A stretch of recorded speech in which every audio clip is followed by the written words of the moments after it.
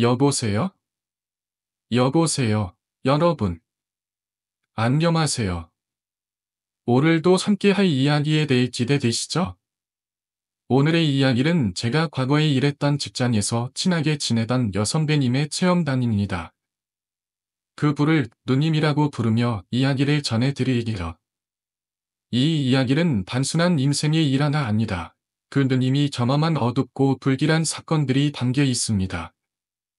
자, 그러면 시작해 보겠습니다. 이 누님은 2010년경에 결혼을 하셨습니다. 그 당시 만났던 남편과는 2년 정도의 중재를 거쳐 결혼에 이르렀고, 성격도 잘 맞고 사랑도 넘쳐서 결혼소 바로 아이를 갖기로 결심했죠. 당시에는 둘 다 특별히 나이가 많지 않았고, 건강 상태도 이상이 없어서 아이를 빨리 가질 수 있을 거다라는 생각을 가지고 있었습니다. 그러나 예상과는 달리 아이는 좀처럼 생기지 않았습니다. 매달 계란일에 맞춰 철저히 기를 타고 시도했지만 한 달이 지나고 두 달이 지나도 그 소식은 들려오지 않았습니다. 시간이 흐를수록 점점 더 좌절감이 커졌고 한 해가 지나면서 누님은 자신이 무엇을 잘못하고 있는지에 대한 불안감에 시달리기 시작했습니다. 마음 한구석에서는 내가 잘못된 사람인 걸까 하는 생각까지 들었죠. 그럼에도 불구하고 아이를 갖는 일은 그녀에게 절대 포기할 수 없는 목표였고 결국 시험관 아기를 고려하기에 이릅니다. 하지만 시험관 아기 과정은 그리 간단한 일이 아니었습니다. 수많은 호르몬 주사와 담원 반문, 그리고 정신적인 스트레스는 이루 말할 수 없을 정도로 강력한 압박을 누님에게 주었죠. 시험관 아기를 시도하는 그 과정 속에서 그녀는 점차 자신의 기계처럼 느껴진다는 생각을 하게 되었습니다. 그녀는 결혼은 사람으로 시작했지만 나는 이제 이 아이를 가질 기계가 된 지문이다 라고 말했을 정도였습니다. 그 고통 속에서 유일하게 그녀를 지탱해준 것은 바로 남편의 누나, 즉 시누이였습니다. 시누이 역시 아이를 가지지 못한 채 여러 해가 지나고 있었고 그 과정에서 누님과 상황이 매우 비슷했습니다. 두 사람은 서로를 위로하며 말 없는 고통을 나누고 각자의 길을 걸어왔습니다. 그런데 어느 날, 그 시누이의 집에서 이상한 일이 일어나기 시작했습니다. 처음에는 단순한 피로와 스트레스로 인한 일시적인 현상이라고 생각했지만 시간이 지나면서 그것은 단순한 우연이 아니라는 사실을 느끼게 되었습니다. 집안에서 아무도 없는데도 자꾸만 낯선 목소리가 들리는 것이었습니다. 그 목소리는 처음에는 작은 소리로 시작했지만 점차 뚜렷하게 들리기 시작했습니다. 너는 그 아이를 낳을 수 없다. 라는 음성은 점점 더 명확하고 강렬하게 그녀의 귀에 맴돌았습니다. 그때부터 그녀는 그 목소리를 무시할 수 없었고 점차 불안한 마음을 숨기지 못하게 되었습니다. 그게 대체 누구의 목소리일까? 왜 내가 그 소리를 들을 수 있는 걸까? 그녀는 그 목소리의 정체를 알 수 없었습니다. 하지만 그것이 점점 더 자주, 더 강하게 들려왔습니다. 누님이 그 시누이의 집에 방문했을 때 그 목소리는 누님도 듣게 되었습니다. 그 순간 두 사람은 동시에 굳어졌고 두 사람의 얼굴이 천백해졌습니다. 이건 뭐지? 라는 물음 속에서 그들은 점점 더 공포에 사로잡혔습니다. 그 목소리는 분명히 사람이 아닌 존재의 것처럼 느껴졌고 마치 그 집에 다른 무언가가 살고 있는 듯한 기분을 들게 했습니다. 그날 이후 누님은 그 집을 더 이상 방문할 수 없게 되었고 시누이 또한 그 목소리로 인한 불안감으로 점차 지쳐갔습니다. 하지만 그 상황이 끝난 것은 아니었습니다. 이상한 일이 계속되었고 누님은 점차 그 경험에서 벗어나지 못하게 되었습니다. 어느 날 밤, 그녀는 꿈속에서 그 목소리를 다시 들었고 이번에는 훨씬 더 선명하고 강하게 다가왔습니다. 너는 이 아이를 가질 것이다. 하지만 그 아이는 평범한 아이가 아니다. 그 말은 누님을 더욱 괴롭혔고 그녀의 심리적 상태는 그때부터 심각하게 변하기 시작했습니다. 매일매일 꿈속에서 그 목소리와 싸워야 했고 어느 순간부터 그 목소리는 현실에서도 들리기 시작했습니다. 하지만 가장 기이한 일은 그녀의 몸에 이상한 변화가 일어난 것입니다. 아이를 임신하게 된 그녀는 점차적으로 몸에서 이상한 징후들을 느끼기 시작했습니다. 처음에는 단순한 피로감으로 여겼지만 몸에서 뭔가 이상하다라는 느낌을 받기 시작했습니다. 그녀는 어느 날 병원에 가서 초음파 검사를 받았고 그 결과는 충격적이었습니다. 아이의 상태가 평범하지 않습니다. 라고 의사는 말했습니다. 아이의 신체 구조가 일반적인 아이들과는 다른 점이 있었고, 이는 의학적으로 설명할 수 없는 이상한 징후들이었습니다. 그 시점부터 누님은 점점 더 이상한 일들이 벌어지고 있다는 사실을 깨닫기 시작했습니다. 그리고 그 아이는 단순한 아이가 아니었으며, 그 아이가 세상에 태어날 때 어떤 일이 벌어질지 상상할 수 없었습니다. 누님은 그녀가 경험한 모든 일들이 단순한 우연이 아니었음을 알게 되었습니다. 그 아이는 그저 그녀가 바란 대로 찾아온 것이 아니다. 어떤 존재가 그 아이를 통해 그녀를 시험하고 있었던 것이었죠. 그때부터 누님은 그 아이가 태어난 후 어떤 일이 벌어질지, 무엇이 기다리고 있을지 알 수 없는 두려움에 시달리며 아이의 출산을 준비했습니다. 과연 그 아이는 그녀의 삶을 어떻게 바꿀까요? 그 아이가 태어난 후 누님은 과연 무엇을 경험하게 될까요? 모든 것이 미스터리로 남아 있습니다. 여러분, 이 이야기는 끝이 아니라 시작일 수도 있습니다. 그 아이가 태어날 때 어떤 일이 벌어질지 궁금하지 않으십니다. 그 아이의 운명은 무엇일까요? 이 이야기는 단순한 공포가 아니다. 여러분에게 큰 교훈을 주는 이야기가 될 것입니다. 누님은 그저 평범한 여자였어요. 결혼을 하고 남편과 함께 행복한 가정을 꾸리려고 했던 그 모든 꿈이 현실이 되어 가고 있었습니다. 그러나 모든 것이 순탄치 않았습니다. 아이를 가지는 문제는 그녀에게 매우 큰 도전이었죠. 그녀는 남편과 행복하게 살아가고 있었지만 아이를 가질 수 없다는 사실이 점점 더 그들의 삶에 그림자를 들이오고 있었습니다. 임신을 시도한 지 1년이 넘었을 때 누님은 이미 크게 실망하고 있었고 절망감이 그녀를 지배하고 있었습니다. 병원에서의 검사와 진단은 모두 정상이라고 했지만 그럼에도 불구하고 아이가 생기지 않았습니다. 그 당시 누님은 자신이 무엇인가 잘못하고 있는 것 같다고 느꼈습니다. 그녀는 점점 더 자신감을 잃어갔고 더 이상 희망을 품을 수 없다고 생각했습니다. 그러던 중 신우이의 임신 소식이 들려왔습니다. 신우이 역시 임신을 하려고 애를 썼지만 마찬가지로 한동안 이루어지지 않았습니다. 그러나 결국 그녀는 시험관 아기 시술을 통해 아이를 가질 수 있게 되었습니다. 누님은 신우이의 임신 소식을 들었을 때 비록 겉으로는 축하의 말을 전했지만 내심 그녀는 유묘한 질투와 불안을 느꼈습니다. 하지만 그런 반점 속에서도 누님은 점점 희망을 되찾아놨습니다. 그녀는 자신도 언젠가 임신을 할 수 있을 것이라는 희망을 갖게 되었습니다. 그리고 신우이의 지원 덕분에 그녀는 임신을 시도한 지 2년이 지난 후 드디어 그 소식을 듣게 되었죠. 그녀는 정말 기뻐했습니다. 그녀는 그동안의 고통과 좌절을 이겨내며 마침내 그토록 원하던 꿈을 이루었기 때문입니다. 그러나 그 기쁨은 오래가지 않았습니다. 임신 초기부터 그녀는 몸의 이상을 느끼기 시작했습니다.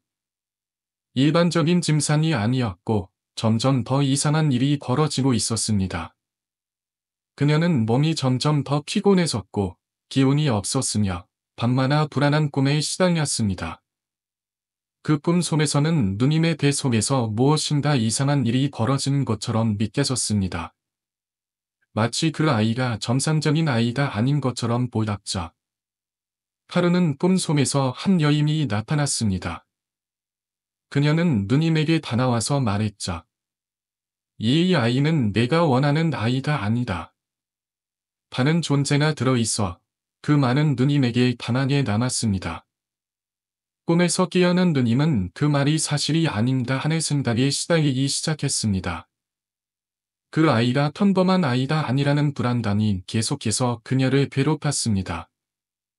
누님은 그날 밤 다시 한번 그 꿈속의 여인을 만났습니다. 이번에는 그 여인이 누님에 대해 손을 얹으며 말했습니다. 이 아이는 내가 원했던 아이가 아니다. 그리고 이 아이가 태어나면 너의 삶은 영원히 바뀔 거다. 그 말을 듣고 나서 누님은 가슴이 벌컥 내려앉는 듯한 느낌을 받았습니다. 그것은 그동안 느끼지 못한 공포와 불안이었고, 그녀는 그 이후로 하루하루가 두려움의 연속이었습니다. 누님은 그 꿈의 의미를 알 수 없었습니다. 하지만 점점 더 자주 그 꿈을 꾸게 되자, 그녀는 꿈속에서 보았던 여인을 찾아내려는 결심을 하게 되었습니다. 그녀는 그 여인이 누군지, 왜 그녀에게 그런 말을 했는지 알기 위해 여러 가지 방법을 모색했습니다. 그리고 어느 날, 그녀는 그 여인을 찾게 되었습니다. 그 여인은 그녀가 다니던 병원에서 일하는 간호사였습니다. 간호사는 누님에게 이렇게 말했죠. 이 아이는 단순한 아기가 아닙니다. 이 아이는 다른 존재의 일부입니다. 누님은 그 말을 듣고 충격을 받았습니다. 그녀는 더 이상 평범한 임신이 아니었음을 깨닫게 되었죠. 그녀의 몸속에 있는 그 아이는 무엇인가 다른 존재와 연결되어 있었습니다. 그리고 그 존재는 누님의 삶에 큰 영향을 미칠 것이라는 경고의 의미를 담고 있었습니다. 그녀는 자신이 이 아이를 어떻게 해야 할지 알지 못했고, 그 아이가 태어날 때까지 계속해서 불안감에 시달렸습니다. 그 후, 누님은 점점 더 이상한 일을 겪게 되었습니다. 그녀는 자꾸만 몸의 통증을 느꼈고, 밤마다 이상한 소리들이 들렸습니다. 때로는 배 속에서 누군가나 속삭이는 소리가 들리기도 했습니다. 너는 나를 막을 수 없다. 나는 이미 너의 삶을 지배하고 있어. 그 말은 누님의 마음을 더 깊은 두려움 속으로 빠뜨렸습니다. 그 아이가 태어난 후, 누님의 삶은 전혀 예상치 못한 방향으로 전개되었습니다.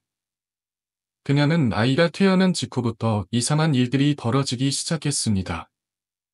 아이는 태어날 때부터 기이한 표정을 지었고, 그 표정은 마치 사람의 눈빛이 아니었습니다.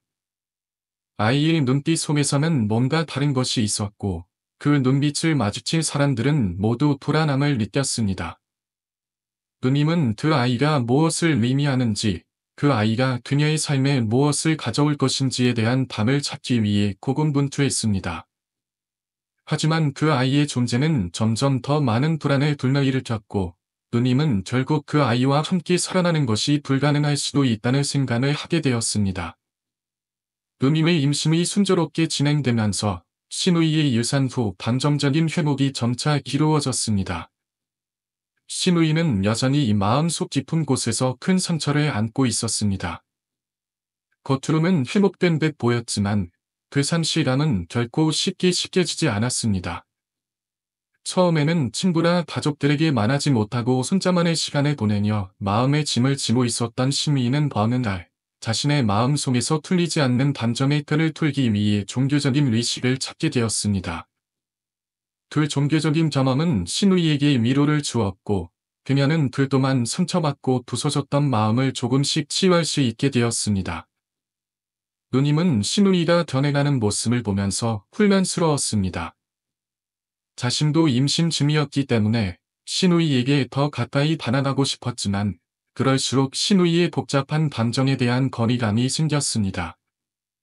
누님은 신우이가 어떤 마음으로 자신을 바라보고 있을지 알 수 없었고, 그로 인해 그녀도 자연스럽게 심리적으로 밀어내고 있었습니다. 두 사람의 관계는 점차 복잡해졌습니다. 신우이는 여전히 자신의 일상을 극복하지 못하고 있었고, 그 상처는 여전히 깊은 곳에 남아 있었습니다. 그로 인해 그녀는 자신의 감정을 누님에게 전달할 수 없었고, 또 누님은 신우이를 위로할 수 있는 방법을 찾지 못한 채 점점 더 내성적인 성격으로 변해갔습니다.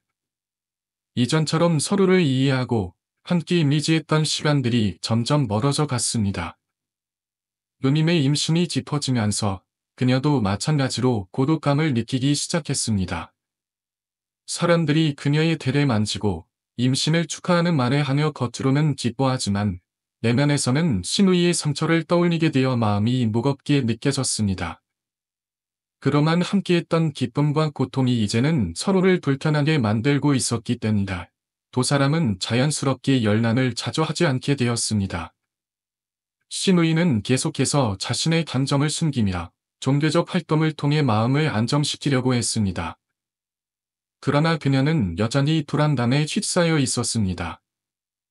그 불안은 그녀가 누구에게도 말할 수 없는 깊은 곳에서 계속해서 자라났습니다. 신우이의 마음속에서는 왜 나에게 이런 일이 일어났을까? 라는 질문이 반복되었고 그 질문에 대한 답을 찾을 수 없었습니다. 그 과정에서 그녀는 점차 자신의 마음을 닫고 내부와의 소통을 줄여왔습니다. 누님 역시 불안감을 느끼기 시작했습니다. 그녀는 신우이의 상처를 이해하려 했지만 동시에 자신도 그 상황에 대해 어쩔 수 없이 감정적으로 얽히게 되었습니다.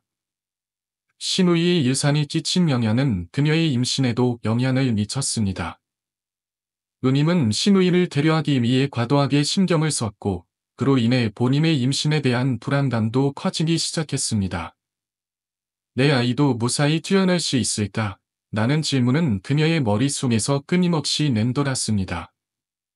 신우이의 회복이 조금씩 이루어지면서 그녀는 다시 다전 모임에 참석하기 시작했습니다. 그러나 그때마다 신우이는 어떤 불안감을 느꼈습니다. 그녀는 다른 사람들의 눈치를 보며 임신한 누님에게 더 가까이 다가가지 못하고 멀리서 지켜보게 되었습니다. 누님도 마찬가지로 신우이를 신경 쓰며 그녀가 상처를 받고 있을지 모른다는 생각에 여러 번 마음이 괴로워졌습니다. 하지만 그 고요한 수연 속에서 두 사람의 관계는 점점 더 단절된 느낌을 주었습니다. 아이의 출산이 다가오면서 두 사람은 서로에게 더 이상 솔직하게 마음을 터놓지 않았습니다. 신우이는 다시 종교적인 활동에 매진하면서 누님은 아이를 출산하기 위해 준비하면서 정신적으로 점점 더 고립되었고 둘 사이의 간격은 점점 멀어졌습니다. 누님은 자신이 출산 후에 과연 어떤 감정의 변화가 일어날지 알 수 없었고 신우이는 그런 누님의 불안감을 알아챘지만 어떻게 위로해야 할지 몰랐습니다. 아이의 출산은 가족들에게 큰 기쁨을 안겨주었지만 그 안에서 여전히 불길한 기운이 담돌고 있었습니다. 누님은 기쁨 속에서도 자신이 품고 있던 불안감을 떨쳐낼 수 없었고 신우이도 마찬가지로 자신이 겪은 상실감을 제대로 처리하지 못한 채 아이가 태어난 것을 축하해야 한다는 책임감을 느꼈습니다. 그들은 서로의 존재를 인식하면서도 그 상처를 서로에게 말하지 못한 채 계속해서 혼자서 싸우고 있었습니다. 그때부터 신우이의 도움은 정말로 큰 역할을 했습니다. 누님은 아이를 낳고 생긴 여러 가지 일들로 정신이 없었고 예전에는 신우이와의 관계가 무척 복잡하고 미묘했지만 그 시점에서 신우이의 진심 어린 보살핌은 마음을 풀어주기에 충분했습니다.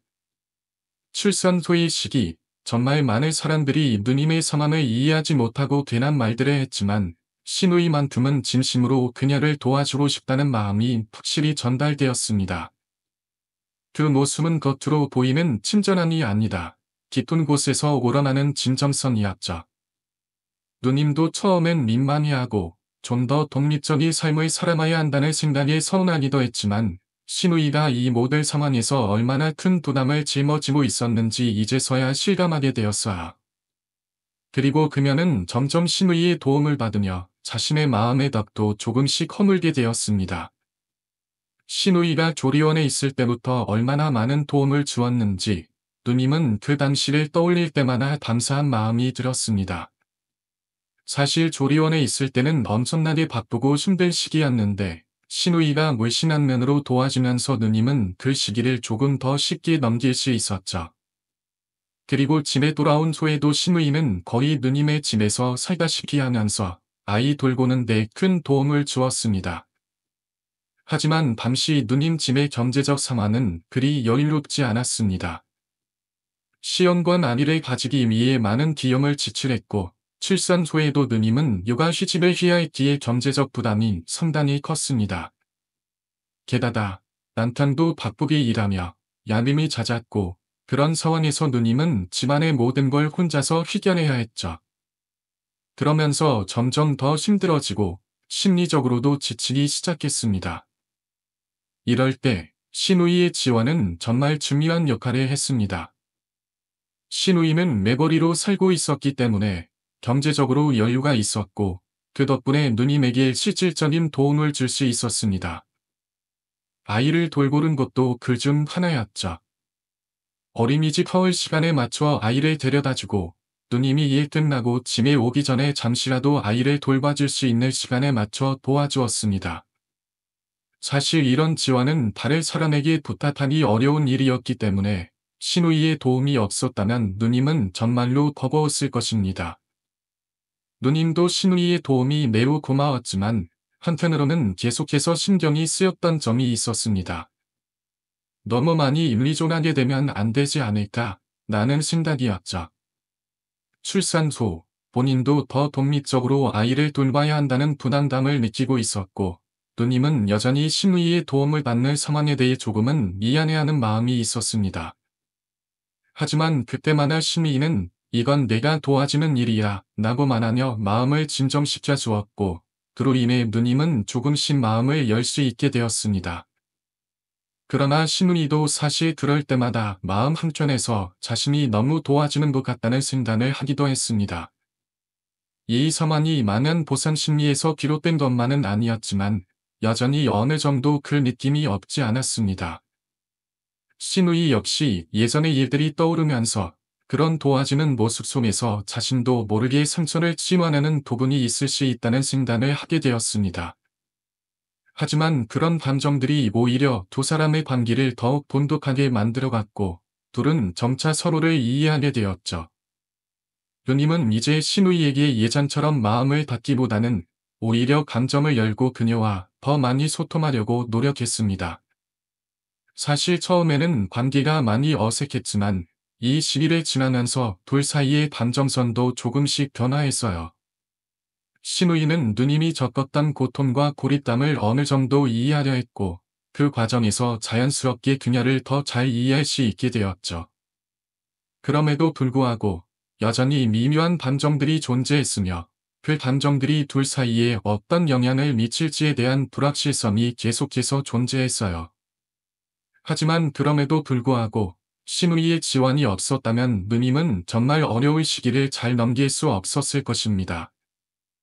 그 모든 어려운 순간들 속에서 시누이는 여전히 큰 힘이 되어 주었고 두 사람은 조금씩 과거의 갈등을 이겨내며 진정한 의미에서 가족의 의미를 되새기게 되었어요. 시누이와 누님은 서로를 도우며 지나올 시간들을 되돌아보게 되었습니다. 그들은 서로에게 미안함과 감사함을 느끼며 앞으로의 일들을 함께 나누기 시작했어요. 물론 그들이 겪었던 여러 가지 갈등과 상처들이 완전히 사라진 건 아니었지만 그런 것들이 그들 사이의 관계를 더욱 강하게 만들었고 그들은 각자의 삶 속에서 점차 회복되고 있었습니다. 누님은 그날 집에 돌아와서 처음으로 이상한 기분을 느꼈습니다. 평소 같으면 아무렇지 않게 집에 들어가서 아이와 시누이를 만나곤 했지만 그날은 뭔가 다른 점이 있었습니다. 집에 들어서자마자 고요한 정적이 흐르고 있었고 아무리 도어를 지나쳐도 들리는 소리는 없었습니다. 보통은 아이의 울음소리나 시누이가 분유를 준비하는 소리가 들리기 마련인데 그날은 온 집이 고요했습니다. 누님은 의심을 품고 발걸음을 조심스럽게 옮기며 소리가 나는 곳으로 다다랐습니다. 처음에는 그 소리가 단순히 아이와 시누이가 함께 시간을 보내는 소리일 것이라고 생각했습니다. 그런데 점점 그 소리가 이상하게 들리기 시작했습니다. 분명히 낮은 목소리로 무언가 속삭이고 있는 것 같았고 그 속삭임이 점점 더 명확하게 들려왔습니다. 엄마 해봐, 엄마. 나는 단어가 반복되었고 그 말은 아이가 따라하는 것처럼 들렸습니다. 누님은 멈칫하며 그 소리를 따라갔고 그 소리가 점점 더 가까워지면서 불안감이 밀려왔습니다. 뭔가 잘못되고 있다는 느낌이 들었습니다. 안방에 도달했을 때 누님은 그 상황을 직접 목격하게 되었습니다. 신우이는 아이를 눕혀놓고 아이의 손을 잡고 있었습니다. 그리고 신우이는 아주 진지하게 엄마 해봐, 엄마, 라는 말을 반복하며 아이에게 그것을 강요하고 있었습니다. 아이는 그 말을 따라하면서 오글거렸고 그 모습이 너무나도 자연스럽게 느껴졌습니다.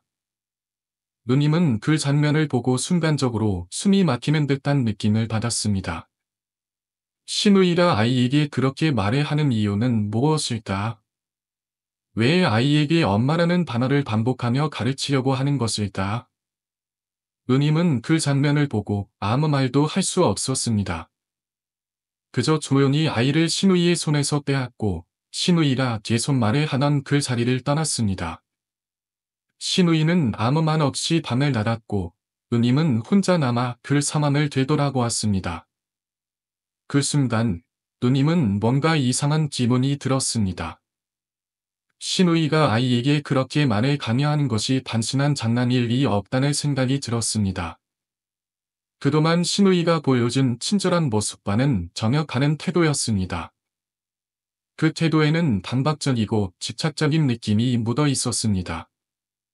그날 밤, 누님은 계속해서 그 상황을 떠올리며 잠을 이룰 수 없었습니다. 신우이가 왜 그런 행동을 했을까? 왜 아이에게 엄마라는 단어를 반복하며 강요한 것일까? 그 이유를 도무지 알 수 없었습니다. 시간이 지나면 신우이가 그 행동을 사라지게 할 것 같다는 생각도 들었지만 그날의 상황은 너무 강렬하게 남아 있었고 누님은 그 불안감을 떨칠 수 없었습니다. 누님은 그동안 신우이에게 도움을 받았던 부분들에 대해 감사하고 있었지만 그 사건 이후로는 신우이와의 관계에 대해 다시 한번 생각하게 되었습니다. 신우이의 행동은 그동안의 친절한 모습과는 너무나도 다른 것이었기 때문에 누님은 이제 더 이상 신우이와의 관계를 쉽게 넘길 수 없었습니다. 다음 날, 누님은 신우이를 만나게 되었습니다. 신우이는 평소와 다름없이 친근하게 대하려 했지만 누님은 여전히 그 사건에 대한 불안감을 떨칠 수 없었습니다. 신우이가 아이를 돌보는 것에 대해 감사한 마음은 여전히 있었지만 그때의 행동에 대해서는 아무리 생각해도 불편한 마음이 들었습니다. 누님은 신우이에게 그날의 상황에 대해 직접 물어보지 않았습니다. 하지만 신우이의 행동이 점점 지나치게 간섭하는 것으로 보였기 때문에 누님은 신우이와 조금 더 거리를 두기로 결심했습니다. 그 후로 누님은 신우이에게 조금 더 신경을 쓰게 되었습니다.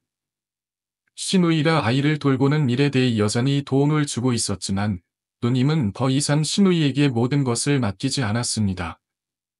신우이가 아이를 돌보는 것에 대해 감사했지만 그 상황이 점점 더 불편하게 느껴졌습니다. 누님은 신우이와의 관계에서 다시는 예전처럼 편안한 감정을 느끼지 못했습니다. 신우이가 보여준 지나치게 깊은 관심과 애정이 때때로 부담스러워졌고 누님은 그것을 받아들이기 어려웠습니다. 매는 이상한 일이 벌어진 날, 누님은 아침부터 몸이 조금 무거운 기분이었어요. 평소 같으면 이런 날에도 아침에 일어나서 아이를 깨우고 함께 아침을 먹고 시작했을 텐데 그날은 뭔가 다르게 느껴졌습니다.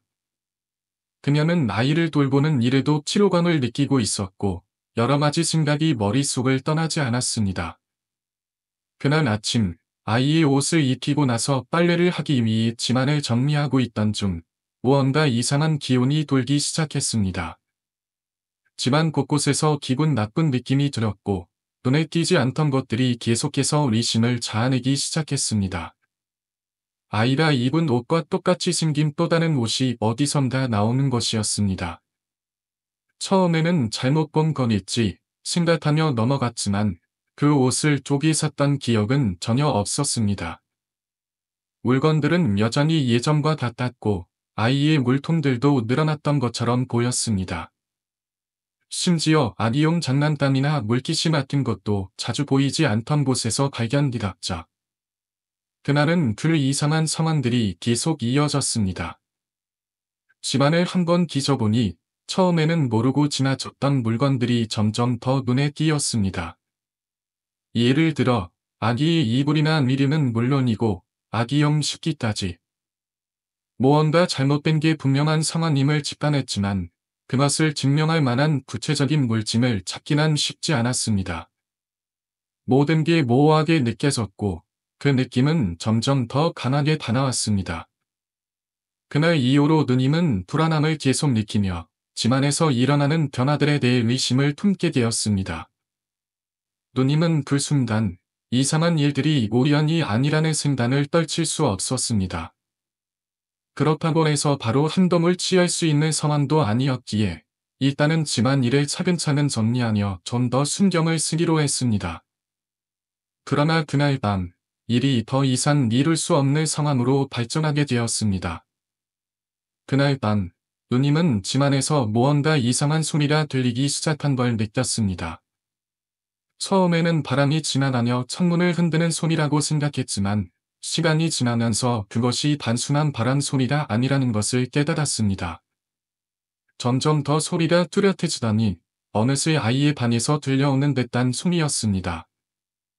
누님은 아이가 깬 줄 알았고 급히 방으로 달려갔습니다.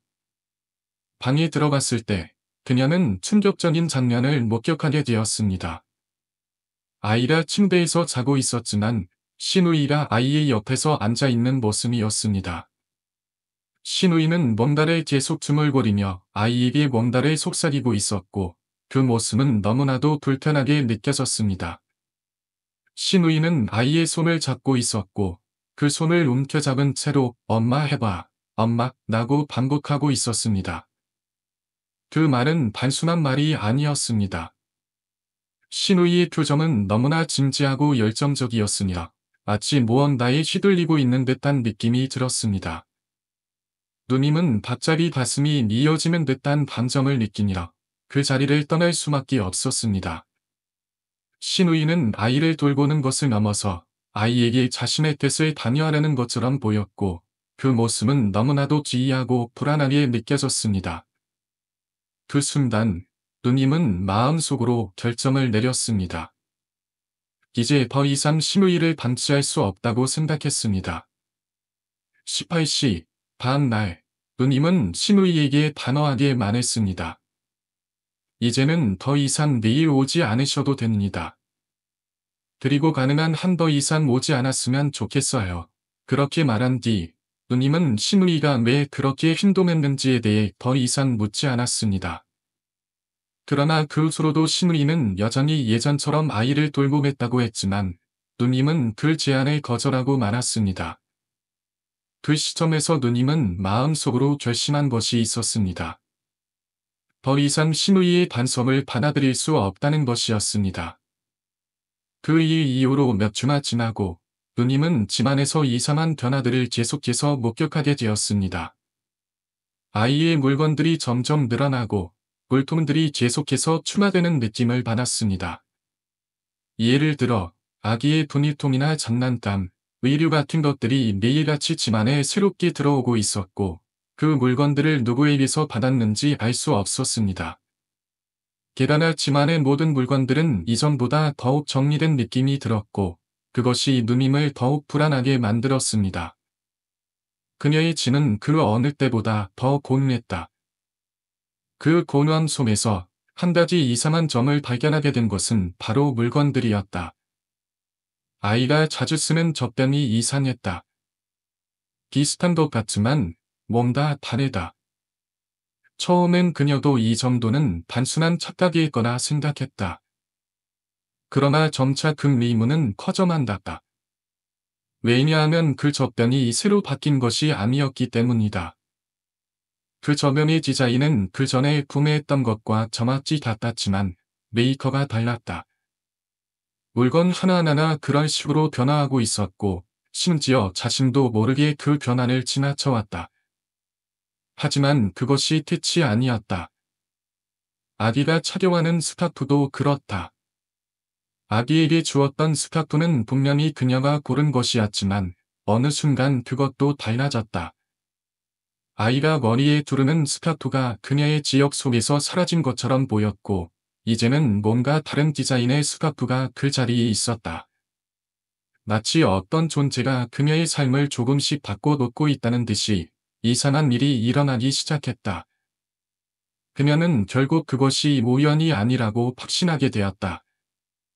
집안의 물건들이 점점 더 이상하게 바뀌어 갔다. 심지어 그녀가 아기에게 입혀주었던 옷들까지도 변해 있었다. 옷의 색깔, 디자인, 심지어 천의 질감까지. 그런데 그것이 단순한 착각으로 보이지 않았다. 점차 그녀는 짐에 자주 드나들던 신우이의 행동이 이상하다는 것을 깨달았다. 처음엔 그냥 지나쳤지만 점점 신우이가 집에 오는 횟수와 시간이 늘어나면서 그녀는 무언가 잘못된 것을 느꼈다. 신우이는 자주 집에 오곤 했다. 내가 너희 집에 갈 거야. 라는 말은 거의 고정적으로 따라붙었다. 그런데 그런 신우이의 말은 점점 더 무겁고 그녀에게는 마치 무언가를 숨기고 있다는 느낌을 주었다. 내가 직접 가서 설명하겠다. 신우이는 그런 말에 하며 계속해서 짐을 찾았다. 그녀는 더 이상 그저 신우이가 걱정하며 말하는 것으로 치부할 수 없었다. 신우이의 모습에는 점점 더 의심스러운 질문이 단돌았다.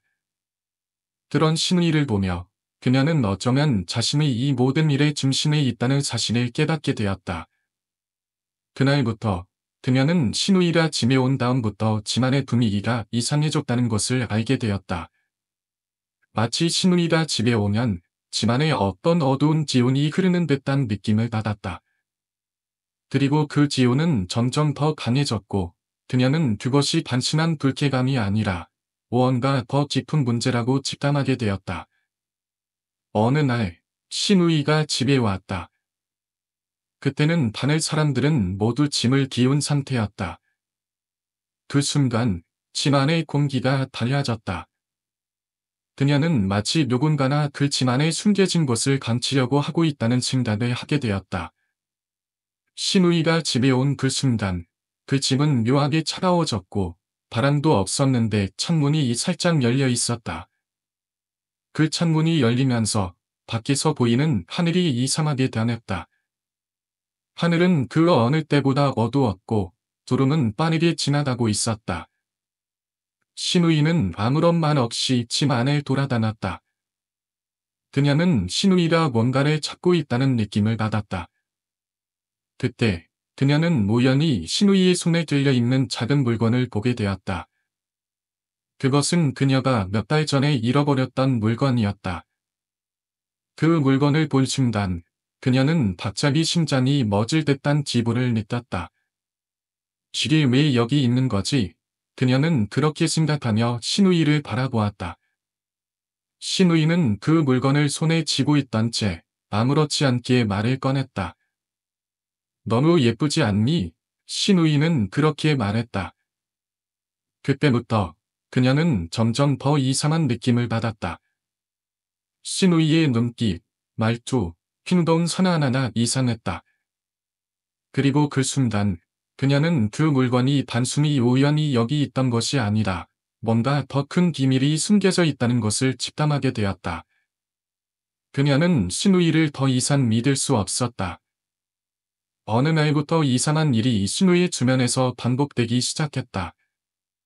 자는 소리, 눈에 보이지 않는 움직임, 그리고 이유를 알 수 없는 불길한 기운이 그녀의 일상 속에 스며들었다. 이런 이상한 현상은 신우가 일산소천이라고 믿고 다니던 곳을 다녀온 이후로 점점 더 심해졌다고 했다. 그러나 신우는 이상한 일이 지속될수록 더 깊이 집 안으로 숨어들었고 시댁과도 연락을 끊으며 고립되기 시작했다.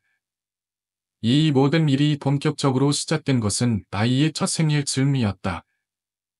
그날 이후로 신우는 마치 다른 사람이 된 것처럼 집 밖으로 나다녀 하지 않았고 시댁과도 철저히 거리를 두었다.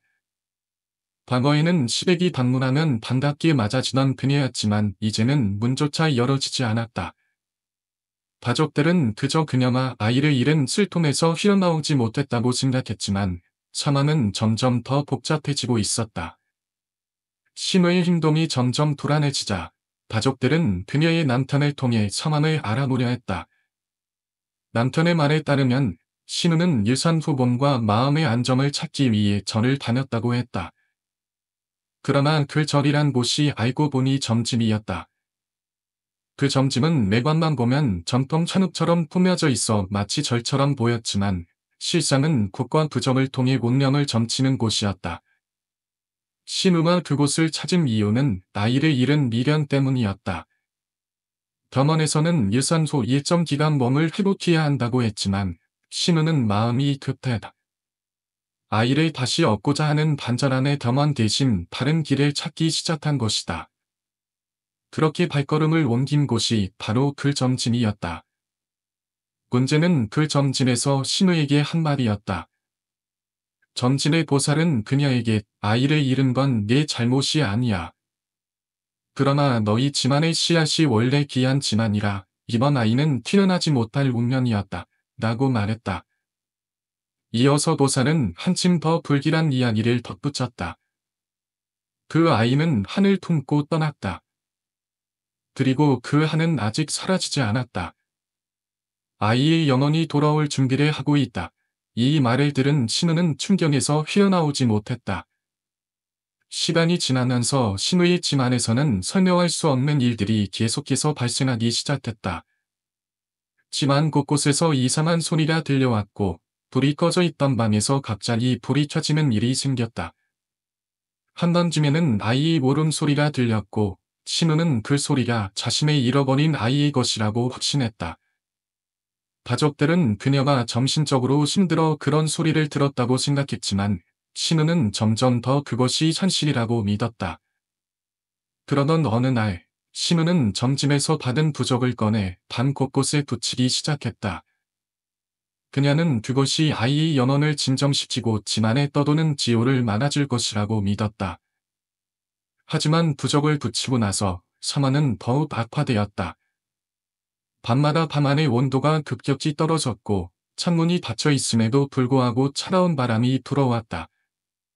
더 이상은 참을 수 없었던 신우의 남편은 결국 점진에 다시 찾아나기로 결심했다. 점진에 도착한 남편은 그곳의 보살을 만나 상황을 설명했다. 그러자 보살은 한숨을 내쉬며 말했다. 그 아이의 영혼이 떠나지 못하고 있어요. 부적만으로는 그 아이의 원한을 풀 수 없습니다. 돛을 해야 합니다. 그리고 반드시 이 집의 모든 가족이 참석해야 합니다. 보살의 말을 들은 남편은 망설였지만 집안의 이상한 일들을 끝내기 위해 굿을 하기로 결정했다. 굿은 집 안에서 이루어졌다. 보살은 밤이 짚어가는 시간에 의식을 시작했다. 의식이 진행되는 동안 신우의 집 안은 마치 발을 세기로 연결된 것처럼 기이한 기운으로 가득 찼다. 촛불이 딴딴이며 꺼질 듯 말 듯했고 창문이 흔들리는 소리가 끊이지 않았다. 보살은 아이의 영혼에게 말을 걸며 한을 풀어주겠다고 약속했다. 의식이 끝난 날 즈음 갑자기 방 안의 공기가 무겁게 가라앉았다. 그리고 누군가의 울음소리가 방 안단에 울려 퍼졌다. 그것은 신우가 잃어버린 아이의 목소리처럼 들렸다. 신우는 그 소리를 듣고 오열하며 말했다. 미안해. 정말 미안해. 그녀의 울음소리에 아이의 울음소리도 점점 잦아들었다. 의식이 끝난 후 신우의 집 안은 거짓말처럼 평온을 되찾았다. 하지만 신우는 여전히 집 밖으로 나가지 않았고 시댁과의 연락도 이어지지 않았다. 그녀는 여전히 그날의 지역과 아이를 떠나보낸 죄책감에 사로잡혀 있었다. 그리고 그녀의 남편은 매일 밤 아이의 목소리가 다시 들리지 않을까 두려움 속에서 잠을 청했다. 신우는 점집에서 들은 말을 마음속에 깊이 새겼습니다. 그녀는 자신이 유산한 아이가 누님 집에 태어난 아이로 환생했다는 말을 믿지 않을 수 없었습니다. 그 아이는 내 아이다. 너의 품으로 돌아올 운명이다. 그 아이가 2살이 되기 전에 너를 엄마로 받아들이도록 해야 해. 점집보살의 이 말은 신우의 마음속에 뿌리 깊게 박혔습니다. 처음엔 단순히 호기심으로 시작된 일이었습니다. 신우는 누님 짐을 찾아나 아이를 돌봐주는 척하며 접근했습니다. 엄마야. 엄마라고 불러봐. 그녀는 아이를 안고 반복해서 말했습니다. 하지만 아이는 그저 신우를 낯설게 바라볼 뿐 아무 반응도 보이지 않았습니다. 그럴 때마다 신우의 불안은 점점 더 깊어졌습니다. 그녀는 집으로 돌아와 밤새도록 점심에서 들은 말을 곡심었습니다. 시간이 얼마 남지 않았어. 그 아이라 난 엄마로 받아들이지 않으면 모든 게 끝이라. 점점 심해지는 이상 행동. 시간이 지날수록 신우의 행동은 점점 기이해졌습니다. 누님 집에서 아이를 돌볼 때 그녀는 아이의 물건을 몰래 가져오기 시작했습니다. 이건 내 아이의 것이야. 내 아이가 원래 가져야 할 물건들이다. 그녀는 아이의 작은 옷, 장난감, 심지어 젖병까지 챙기며 집으로 돌아왔습니다. 남편은 그런 신우를 보고 불안감을 느꼈지만 그녀를 설득하기에는 역부족이었습니다. 그 아이가 내 아이가 될 수는 없어. 정신 차려. 남편은 반절이 말했지만 신우는 단호하게 대답했습니다. 그 아이는 내 아이라. 너는 몰라. 난 반드시 그 아이를 돌려받을 거라. 신우는 밤이 되면 아이의 물건을 방 한가운데 놓고 그 앞에서 중얼거리기 시작했습니다. 엄마는 여기 있어. 넌 돌아와야 해. 이 세상은 너희 것이 아니라. 그녀는 마치 무언가를 소환하듯 계속해서 같은 말을 반복했습니다. 그리고 이상한 일이 벌어지기 시작했습니다. 그녀의 방 안에서는 정체 모를 아이 울음소리가 들리곤 했습니다. 처음엔 그녀만 들었지만 점차 남편도 그 소리를 듣기 시작했습니다. 저건 대체 뭐지? 무슨 소리야? 남편이 묻자 신우는 눈을 번쩍이며 대답했습니다. 우리 아이야. 돌아오려는 거야. 조금만 더 기다리면 돼. 누님은 신우의 이상한 행동을 점점 더 경계하게 되었습니다. 처음에는 단순히 아이를 좋아해서 돌봐주는 줄 알았지만 점점 그녀의 행동에서 위화감을 느꼈습니다. 왜 이렇게 아이에게 집착하는 거야? 그냥 좀 멀리서 봐주는 게 어때? 누님이 말했을 때 신우는 단호하게 대답했습니다. 난 그냥 아이를 사랑할 뿐이다. 그게 무슨 잘못이야? 하지만 누님은 신우가 아이를 안고 반복해서 엄마야. 엄마라고 불러봐 라고 말하는 것을 보고 더 이상 참을 수 없었습니다. 그녀는 남편과 상의한 끝에 신우를 집에 들이지 않기로 했습니다. 이대로 두면 우리 아이가 위험해질지도 모르다. 그녀가 무슨 짓을 할지 모르겠어. 신우는 누님 집에 접근할 수 없게 되자 점심을 다시 찾아갔습니다. 그녀는 보살에게 예언하듯 물었습니다. 왜 아이가 날 받아들이지 않는 거죠? 내가 뭘 잘못했나? 하지만 이번에도 보살은 불가사의한 말만을 남겼습니다. 내가 노력하지 않았기 때문이다. 아직 기회는 있어. 하지만 시간이 얼마 남지 않았어. 도사의 생일 전에 모든 걸 끝내야 해. 보살의 말에 신우는 다시 신앙을 품고 누님 집 근처를 맴돌기 시작했습니다. 하지만 이번엔 남편이 그녀를 강제로 만나섰습니다. 더 이상은 안 돼, 이건 아니다. 남편은 그녀를 짐으로 데리고 와 밤새 설득했지만 신우는 이미 광기에 사로잡힌 상태였습니다. 그녀는 울부짖으며 소리쳤습니다. 너는 나를 이해하지 못해. 그 아이는 내 아이다. 난 포기할 수 없어. 신우의 집차는 결국 기름을 불러왔습니다. 어느 날 그녀는 몰래 누님 집에 들어갔고 아이를 데려가려다 아이를 넘어뜨리는 사고를 일으켰습니다. 다행히 큰 부상은 아니었지만 이 사건은 신우와 누님 가족 사이의 관계를 완전히 끊어버리는 계기가 되었습니다. 누님은 그녀를 경찰에 신고하겠다고 경고하며 단하게 대처했습니다. 신우는 절망에 빠졌습니다. 이제 어떻게 해야 하지? 아이라 나를 거부하면 난 어떻게 되는 거야? 그녀는 점심을 마지막으로 찾아나 보살에게 도움을 요청했지만 보살은 차가운 말로 대답했습니다. 기회는 끝났어. 너는 내 운명을 받아들여라. 그 후 시므는 점심과 치료를 받기 시작했습니다. 그녀는 자신이 했던 행동들을 후회했지만 이미 그녀의 마음과 점심은 너무 깊은 상처를 입었습니다. 그녀는 밤마다 아이의 물건을 끌어안고 중얼거리곤 했습니다. 다시 돌아와 줘. 엄마가 잘못했어. 제발 돌아와 줘. 누님 가족은 평범한 일상으로 돌아가려고 했지만 이 사건은 모두에게 큰 상처로 남았습니다. 인터넷에서는 이 점집에 대한 소문이 터지며 괴담으로 자리 잡았습니다. 사람들은 그 점집은 사람의 마음을 망가뜨리는 곳이다. 그 점집에 가면 가족이 파괴된다. 는 말을 나누며 공포에 떨었습니다. 시므가 누님의 아이에게 집착하기 시작한 것은 처음에는 단순한 관심처럼 보였습니다. 하지만 점차 그녀의 행동은 이상해졌고 그 변화는 누님과 가족 모두에게 경계심을 불러일으켰습니다. 누님은 처음에는 그녀를 이해하려고 노력했습니다. 시므는 아이를 사랑해서 그런 거야. 그냥 아픈 마음을 달래기 위해 그러는 거겠지. 하지만 시간이 흐르면서 그녀의 행동은 단순한 사랑이라고 보기에는 지나친 것이 되었습니다. 시므는 아이를 안고 매일같이 같은 말을 반복했습니다. 엄마야. 엄마라고 불러봐. 넌 내 아이라고. 누님은 그 말에 섬뜩한 느낌을 받았습니다. 그녀는 남편에게 이 상황을 이야기했지만 남편 역시 어떻게 대처해야 할지 몰라 망설이고 있었습니다. 시누가 정신적으로 힘든 건 알지만 이렇게까지 하는 건 조금 이상하지 않아? 시누의 집착은 점점 더 심각해졌습니다.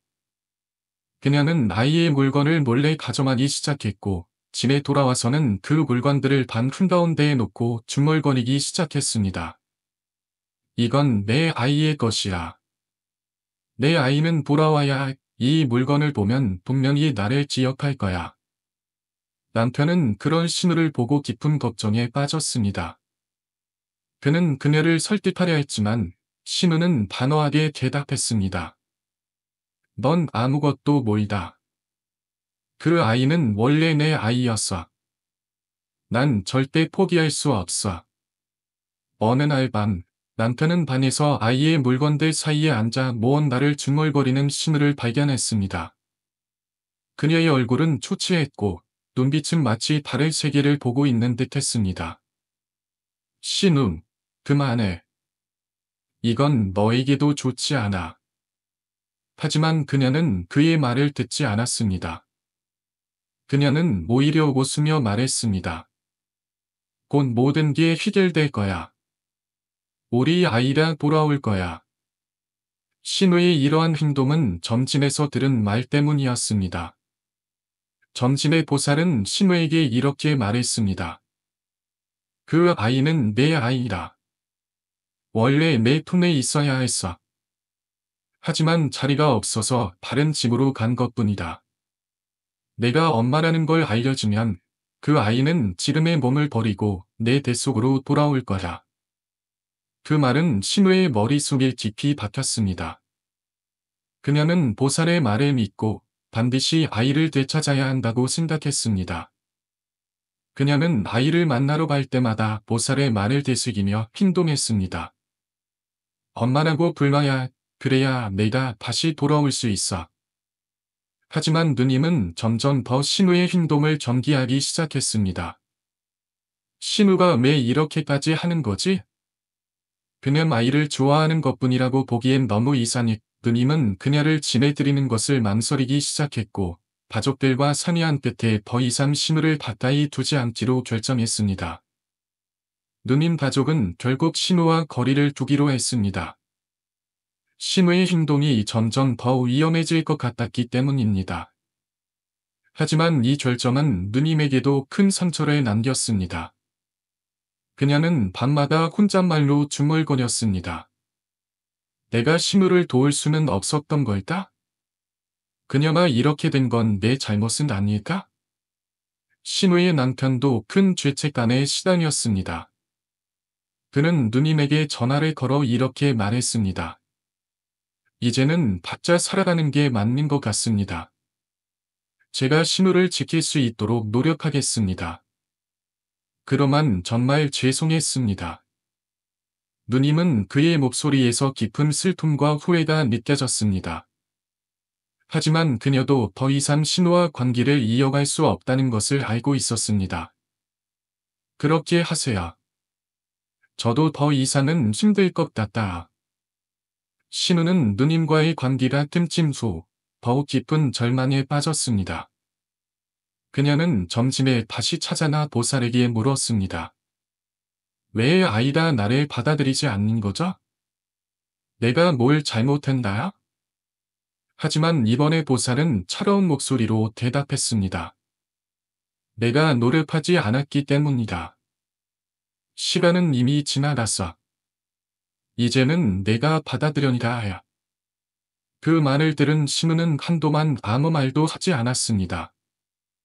그녀는 무언가를 깨달은 듯 방으로 돌아와 문을 걸어 잠그고 며칠 동안 아무도 만나지 않았습니다. 그녀의 남편은 더 이상 이 상황을 방치할 수 없다고 생각했습니다.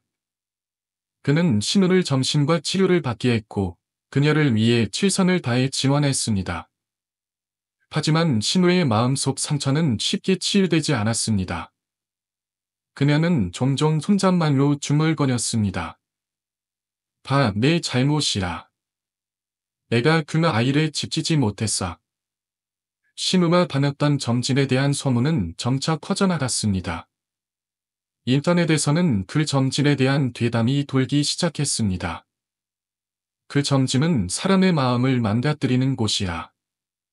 거기에서 이상한 말을 들으면 사람의 삶이 망가다. 사람들은 점집에 대해 다양한 이야기를 나누기 시작했습니다. 어떤 사람은 자신도 비슷한 경험을 했다고 했고, 다른 사람들은 그곳에서 벌어진 일들에 대해 공포스러운 소문을 퍼뜨렸습니다. 그 점집은 단순한 점집이 아니다. 뭔가 어두운 기운이 서려 있는 것 같다. 거기 다녀온 사람들은 대부분 이상해져서 돌아와. 시간이 흐르면서 신우는 점차 회복되기 시작했습니다. 그녀는 점심과 치료와 남편의 헌신적인 보살핌 덕분에 조금씩 안정감을 찾아갔습니다. 하지만 그녀의 마음 속에는 여전히 짚을 상처가 남아 있었습니다. 어느 날 그녀는 남편에게 이렇게 말했습니다. 이제 다시 아이를 가지려고 노력하고 싶어. 이번에는 제대로 준비해서 아이에게 행복을 줄 수 있는 엄마가 되고 싶어. 남편은 그녀의 결심을 지지했습니다. 우린 함께 이겨낼 수 있어. 내가 다시 웃을 수 있도록 내가 도와줄게. 신우는 비록 과거의 잘못을 후회했지만 그 경험을 통해 더 강해질 수 있었습니다. 그녀는 자신을 돌보며 더 나은 미래를 꿈꾸기 시작했습니다.